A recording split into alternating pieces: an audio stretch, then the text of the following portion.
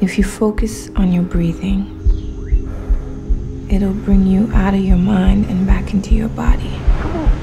Come on. Just know that you are not alone. Crime today is an American epidemic.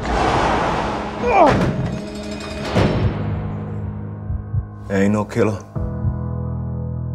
The system doesn't work for people who can't afford to defend themselves.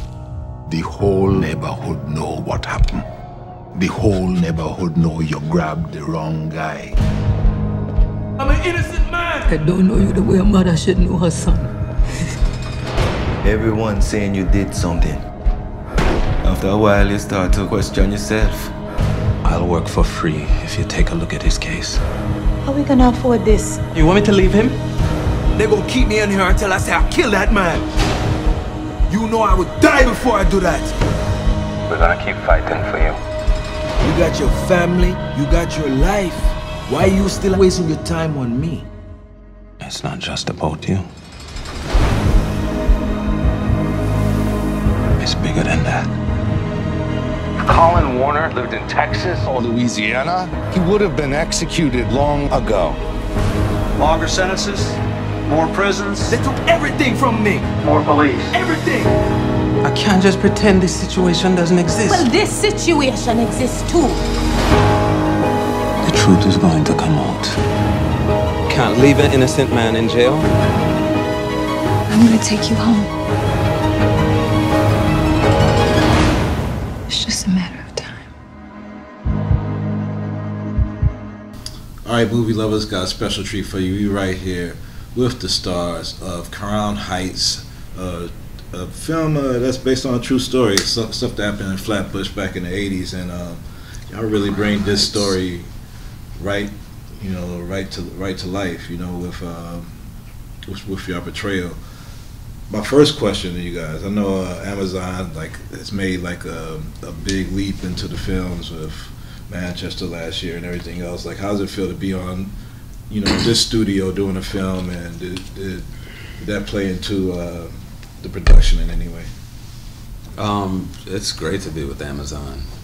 We always say they're the best of both worlds. Your film will come out in the theater, and then it'll stream on their website. And we couldn't have asked for a better partner on this. They've been extremely helpful, and they're taking on projects. They've taken on a lot of projects from Sundance that didn't get distribution. They just really want your films to be seen, and they're trying in as many ways as possible to make that happen. So it's been great. You had a real successful career as a NFL cornerback. And what did you always know that you wanted to pivot towards acting and after your career, after you retired, or was this something that came about after you partnered up with your mate and all that? No, I didn't know. I had done some stuff every off season. I think for my last 6 years, I had done a little bit. I was doing TV shows, did a small parts in movies, but it was always little stuff.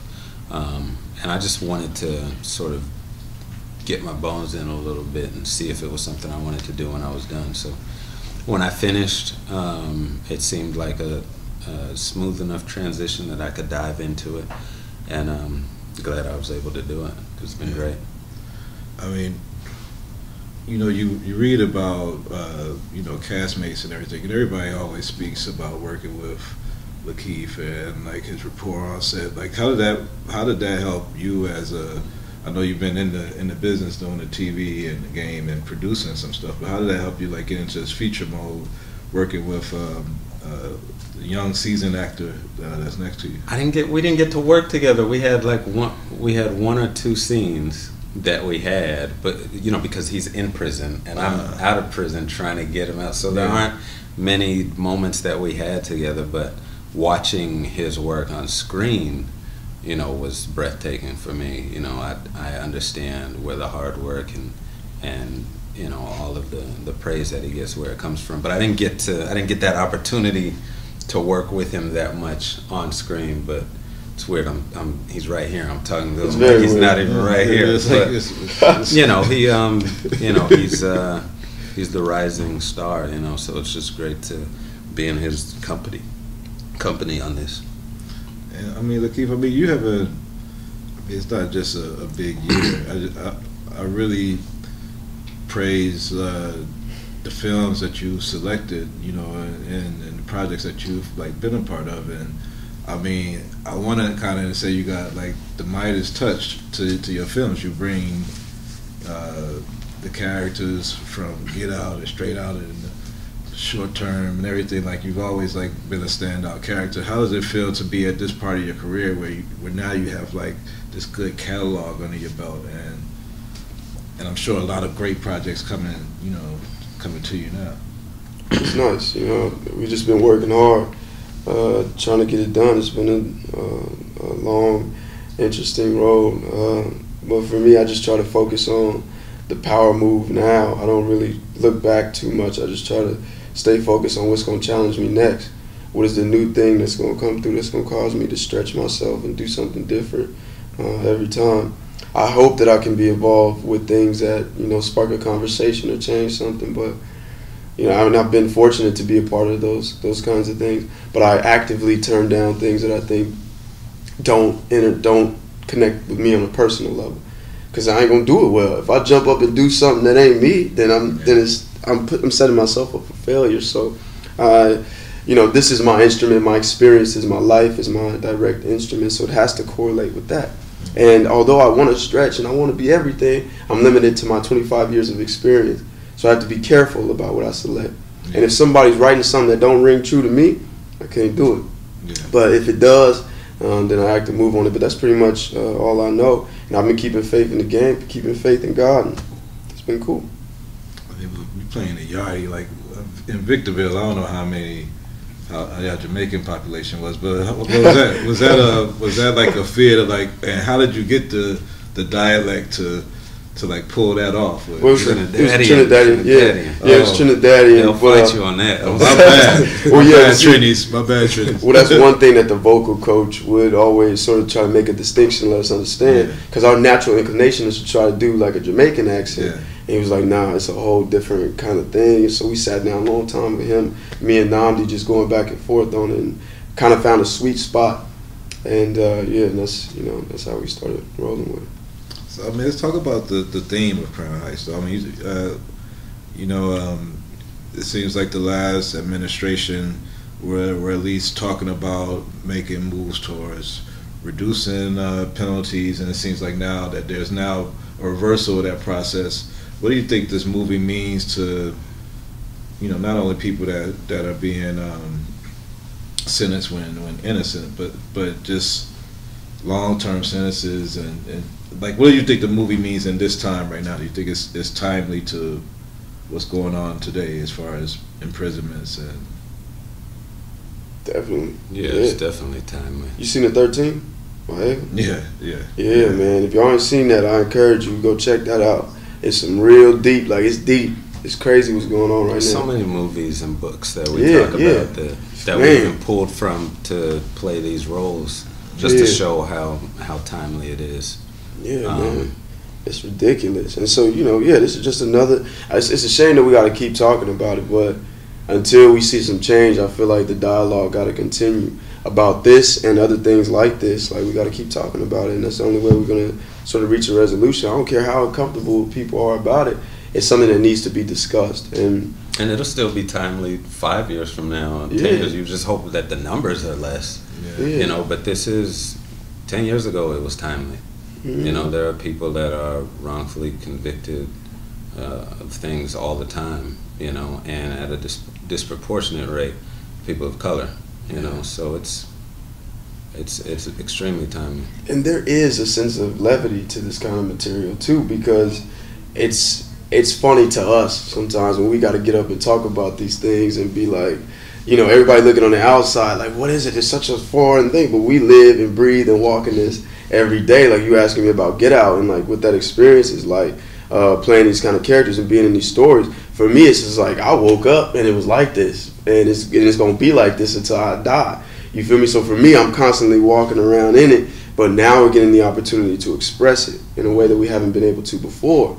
So that way you and all you can understand. that, you know, this is a problem that involves all of us, and the only way it's going to change is if we actively change it. But it's funny sometimes. There are parts in this film you just be like, you know, and if you know it and you feel it, you just look at it and you start laughing. You know what I mean? But really, it's an issue that we, you know, need to continue to discuss.